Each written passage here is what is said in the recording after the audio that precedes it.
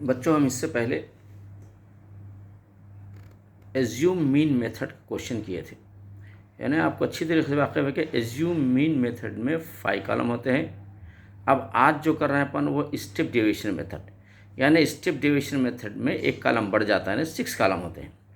अच्छा, assume mean method के अंदर जो 4 कॉलम है, स्टेप डेविएशन अंदर के भी 4 कॉलम सेम टू सेम आपको लिखना है, यानी मोर देन 50% आप पहले से स्टेप डेविएशन से वाकिफ़ है, समझ लीजिए। लास्ट के और जो 2 कॉलम्स है उसमें क्या चेंजेस आता है वो मैं आपको बता देता हूँ। Let's begin to start. My slogan is Math is a game, play with Zamir sir. Let's start now. Here you see it is a question given in the reader. Consider the following distribution of daily wages of 50 workers of a factory. Here is given daily wages rupees, number of workers. Find the mean daily wages of the workers of the factory by using an appropriate method. अब यहाँ पर दिया है appropriate method, तो हम इससे पहले assume mean method किए थे ना, तो इसलिए मैं अब इसमें इस क्वेश्चन को स्टेप डेविएशन मेथड में सॉल्व करके आपको बतला रहा हूँ। Be careful. अब देखिए कितना आसान है ये। अब ये रहा आपका सॉल्यूशन। अब इस सॉल्यूशन में मैं बोला था आपको कि 6 कॉलम होते हैं। जो 6 कॉलम है यहाँ पर देखिए, ये 6 कॉलम, ये जो पहला कॉलम और ये दूसरा, ये 2 कॉलम जो है आपको कुछ भी करना नहीं है।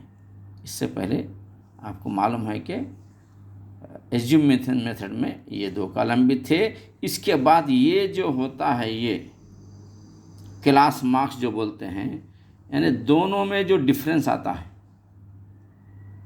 यानी इससे मैंने बोला था जैसे एक बच्चे के पास 200 रुपीज़ है, दूसरे बच्चे का 250 है, तो इसके पास 50 रुपीज़ बढ़ के है, तो हम क्या करना पड़ेगा, 25 रुपीज़ को दे देना, ताकि इनके पास भी 250 हो जाए, इनके पास 225 हो जाए, इनके पास भी 225 हो जाए।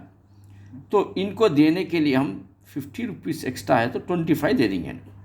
तो ये बना अपने को क्या बना, ये 225 बना। देखिए आप, ये 225, यानी हम यहाँ पर 25 दिए। इसका मतलब ये समझना कि पूरों में 25 का डिफरेंस है। इनको 25 दीजिए तो आप देखेंगे यहाँ पे 275 हो रहा, फिर इनको 25 दीजिए तो 325 हो रहा, फिर इनको 350 में 25 दीजिए 375 होता, इसमें 400 दीजिए 425, यानी ये जो लोअर बाउंड्रीज है पूरों को 25 दिए तो आपका बेहतरीन यानी क्लास मार्क्स आ गया। ये एज्यूम मीन मेथड में भी ऐसे ही करना है और स्टेप डेविएशन में भी ऐसे करना है। अब आगे बढ़ेंगे अपन।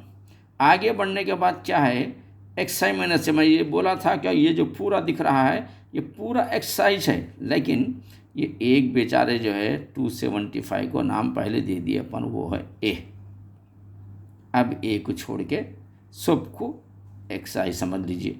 तो एक्सआई माइनस से, यानी एक्सआई में से ये 225 में से ये माइनस करना, फिर 325 में से फिर ये माइनस करना, ये 375 में से फिर ये माइनस करना। ये इससे पहले भी अपन कर चुके हैं। तो अब यहाँ पर देखिए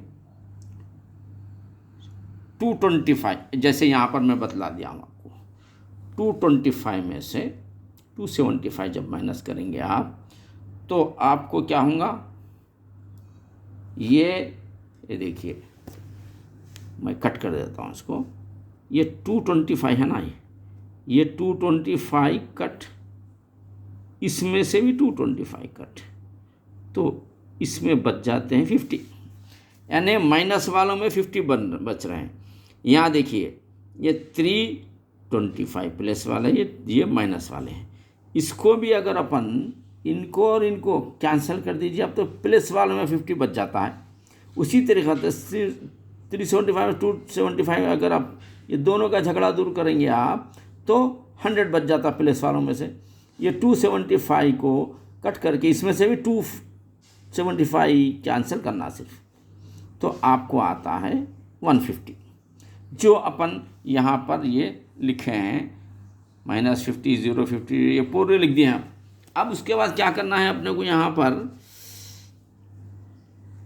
UI XI -A/L। XI तो आपके पास यहाँ है, XI का मतलब ये आंसर है, ये पूरे XI में आते हैं। ये XI में आपको क्या करना है, H से डिवाइड करना है। H वो तो मैं आपको यहाँ बता रहा हूँ, ये है H जो रेड से दिख रहा है। ये H होता क्या है, वो तो ये दोनों का जो डिफरेंस है 200 और 250 में H 50 होता है, ये जहन में रखिए आप। यानी पूरों का H क्या है, 50 होता है, तो पूरों को 50 से अपन यहाँ डिवाइड करेंगे। यहाँ पर 50 से जब डिवाइड करते हैं तो 51 दा 50 -1 आता है, 0/50। जैसे इसको यहाँ समझने के लिए मैं यहाँ लिख दिया हूँ, देखिए 50 में से 50 को अपन कैंसिल करते हैं, 51 दा 50 यानी -1 रहा, 50 0 दा 0 रहा, 51 दा 1 रहा, 52 दा 100 रहा, 53 दा 3 रहा। ये जो है यहाँ पर लिखे हैं अपन -1 0 1 2 3, यहाँ जो आ रहा है ये पूरा सोल्यूशन इसमें आप ले लिए। इसके बाद आपको क्या करना है, FI UI। FI तो आपके पास यहाँ पर है ये, और UI क्या है आपके पास, ये है FI UI। ये 12 1 -12 होगा, और 14 0 0 होगा, जो यहाँ पर लिख रहे हैं, यहाँ पे देखिए लाइन में लिख रहे हैं। और 8 1 8 आ गया, 6 2 12 आ गया, 10 3 30 आ गया। अब यहाँ पर देखिए कुछ लोग, कुछ नंबर्स पॉजिटिव, ये 3 नंबर जो दिख रहे हैं आपको ये पॉजिटिव है, ये जो दिख रहे हैं नेगेटिव है। पॉजिटिव मीन्स 12 और 8 20 होता, 20 और ये 30 50, यहाँ लिख दिया हूँ मैं 50 है। और नेगेटिव नंबर ओनली 1 है, -12 है, यानी 50 में से 12 माइनस कर दीजिए आप, 38 आता। और मैं कहीं कराऊँगा, यहाँ ही है देखिए, 50 में से 12 निकाल दीजिए तो 38 आता है, पॉजिटिव 38 नंबर आता है। ये इतना आसान है कि आपको 4 कॉलम मीन्स 1 2 3 4 तो पहले से मालूम है आपको, पहले से आपको मालूम है, क्योंकि अपन एज्यूमिंग मेथड करे थे।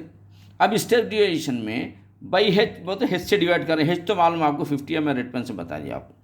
अब इसको पूरों को 50 से डिवाइड करना है अपने को।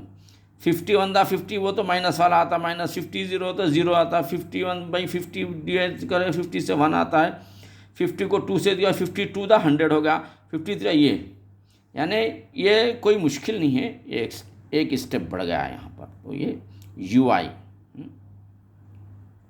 XI -A पहले से है, ये XI का पूरा आंसर है XI।